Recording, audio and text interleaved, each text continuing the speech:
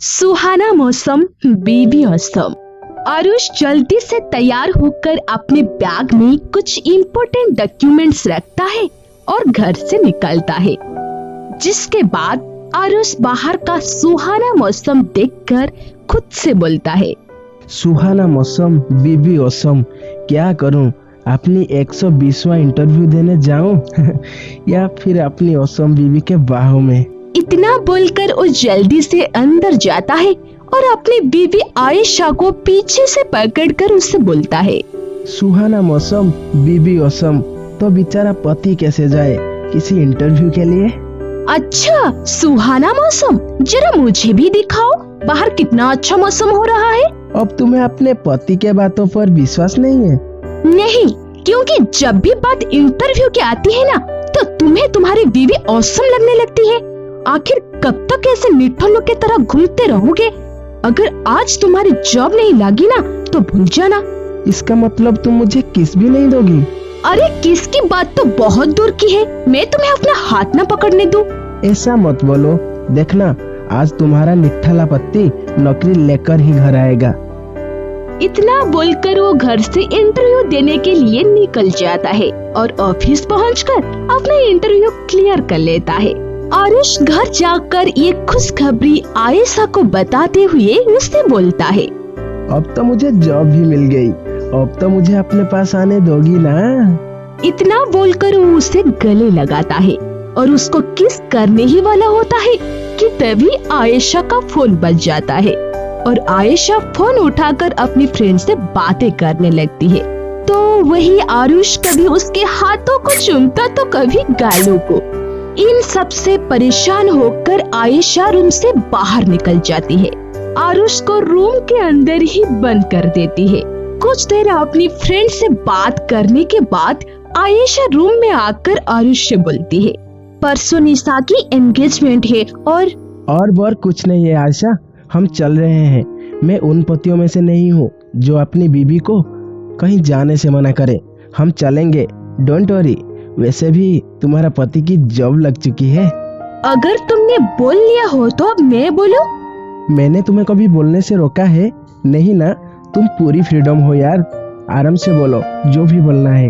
मैं ये बोल रही थी कि मेरे पास कपड़े नहीं है। अब जब तुम्हारी जॉब लग चुकी है तो मुझे शॉपिंग करवाओ ताकि मैं परसों के पार्टी में सबसे सुंदर दिखूं। आयशा, मुझे जॉब मिली है, सैलरी नहीं। तुम सारे मर्द ना एक जैसे होते हो, एक नंबर के कंजूस। पति ने जरा से डिमांड कर ली, बस नखरी दिखाना शुरू। अब आना तुम सुहाना मौसम में मेरे पास। आरुष से लड़ने के बाद आयशा बिना कुछ खाए गुस्से में आती है और सो जाती है। आरुष उसको नाराज देखकर उसे मनाने की कोशिश करता है, पर आयशा नहीं मानती। जिसके बाद आरुष दूसरे रूम में जाकर अपनी दोस्त से फोन पे बात करता हुआ बोलता है, साले तू अपनी सेल में से एक बढ़िया सी साड़ी मुझे दे दे। तेरी भाभी फिर मुझसे नाराज हो गई है। हरामखोर काम नहीं करेगा तो भाभी तो नाराज होगी ही। तुझसे ज्ञान नहीं मांगा, इसलिए जितना बोला है उतना कर, समझा? वैसे भी हमें परसों एक पार्टी में जाना है, तो मैं चाहता हूँ कि पार्टी में मैं और आयशा सबसे सुंदर दिखे। आयशा ना भी दिखे तो भी चलेगा, बस मैं दिखूं सबसे स्मार्ट, ताकि लड़कियां मुझे भाव दे। आरुष अपने दोस्त से बात करने के बाद जाकर सो जाता है और अगले दिन ऑफिस से आते हुए आयशा के लिए एक सुंदर सी साड़ी लाता है और उसे देता है, जिससे देखकर आयशा उसे बोलती है, अरे मुझे पता है कि आप बाकी सबकी तरह नहीं हो, तभी तो मैं आपको इतना प्यार करती हूँ। I love you Aarush. तो अब तो एक किस मिल सकती है ना? उसकी ये बात सुनकर आयशा उसके पास जाती है और उसका हाथ पकड़ के अपने कमर पर रख कर उससे बोलती है, आज तुम्हें सब मिलेगा, बोलो क्या चाहिए? फिलहाल तो एक किस ही चाहिए, क्योंकि जब सुहाना मौसम होता है बीबी तभी औसम लगती है, और आज ऐसा नहीं है। ओहो, तो जब मौसम सुहाना हो तभी तुम्हें अपनी पत्नी अच्छी लगती है। वैसे बाहर चाहे कैसा भी मौसम हो, कैसे भी लड़की देख लो, हठी लगेगी तुम्हें।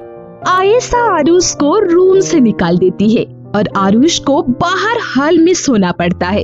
अगले दिन शाम को दोनों अपनी लड़ाई को भूलकर एक साथ निशा की एंगेजमेंट में जाते हैं।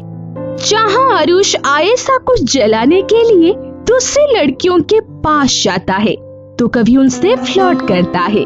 ये सब देखकर आयशा आरुष के पास जाकर गुस्से से धीरे से उसको बोलती है, घर चलो मेरे साथ, आज तुम्हारा अच्छे से इलाज करती हूँ। इतना बोलकर आयशा आरुष का हाथ पकड़ के जल्दी से उसे बाहर ले जाती है। बाहर जाते ही तेज हवा चलने लगती है जिसमें आयशा आरुष को काफी हट लगती है और आरुष आयशा को सुनसान रोड पर ही रोककर उसकी बालों को पीछे करते हुए उसे बोलता है, पार्टी में मजा आ गया ना? हाँ हाँ, तुम्हें तो मजा आएगा ही। सारी लड़कियां तुम्हारे आगे पीछे मधुमक्खी के तरह जो घूम रही थी। अरे तुम नाराज क्यों हो रही हो? अब उस पूरी पार्टी में मैं एक ही लौता बंदा स्मार्ट लग रहा था, तो आकर लड़कियों ने मुझे अपने दिल की बात कह दी। ओ, गलतफहमी है तुम्हारी कि उस पार्टी में तुम ही सबसे ज्यादा सुंदर लग रहे थे। अरे लड़के तो मेरे पास भी आ रहे थे, क्या मैंने उन्हें भाव दिया? अरे नहीं दिया, क्योंकि तुम मेरे पति हो यार। तुम्हारे अलावा मैं किसी और को भाव क्यों दूं? आयशा अपने दिल की भड़ास निकाल ही रही होती है कि तभी बादलों में बिजली कड़कती है और आयशा डर से आरुष के गले लग जाती है, जिसके बाद बारिश की बूंदें उन दोनों पर गिरने लगती है। आयशा को गीला देखकर आरुष उसे हक करता है और उससे बोलता है, आयशा देखो कितना अच्छा मौसम हो रहा है। भगवान भी चाहते हैं हम दो प्रेमी प्रेम करें, तो क्या मैं तुम्हें किस करूं? आरुष जैसे ही उसे किस करने वाला होता है कि तभी बारिश बंद हो जाती है और एक बार फिर से आयशा उससे दूर होकर भड़कना चालू कर देती है। उसको इसे भड़कता देखकर आरुष मन में भगवान से बोलता है, भगवान जी आपको मेरी खुशियाँ बर्दाश्त नहीं है क्या?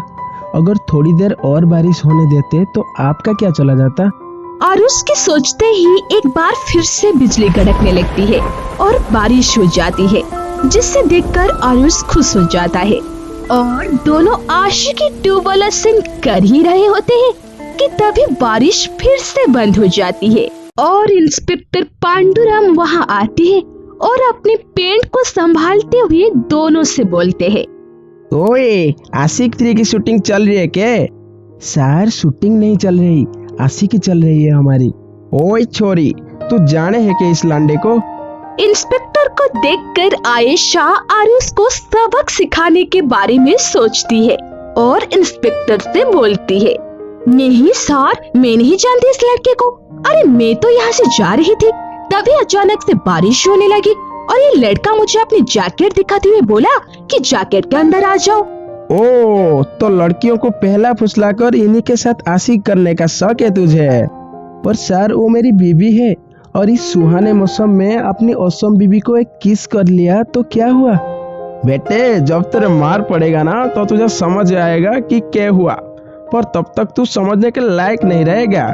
पांडुराम उसको धमका ही रहे होते हैं कि जोर से फिर से बिजली कड़कने लगती है और आयशा डर कर आरुष की गले लग जाती है और इंस्पेक्टर से बोलती है, अरे छोड़ दीजिए इनको, ये मेरे पति है। ये सब मैंने इनको सबक सिखाने के लिए किया था ताकि ये किसी दूसरी लड़की को ना चिपके। अरे मैडम, जब इस सुहाने मौसम में उसकी खुद की औसम बीबी है तो कहीं और जाकर क्यों चिपकेगा? अब घर जाकर करो जो करना है। इतना बोलकर पांडुराम आरुष को छोड़ देता है और दोनों घर जाकर एक दूसरे के प्यार में खो जाते हैं।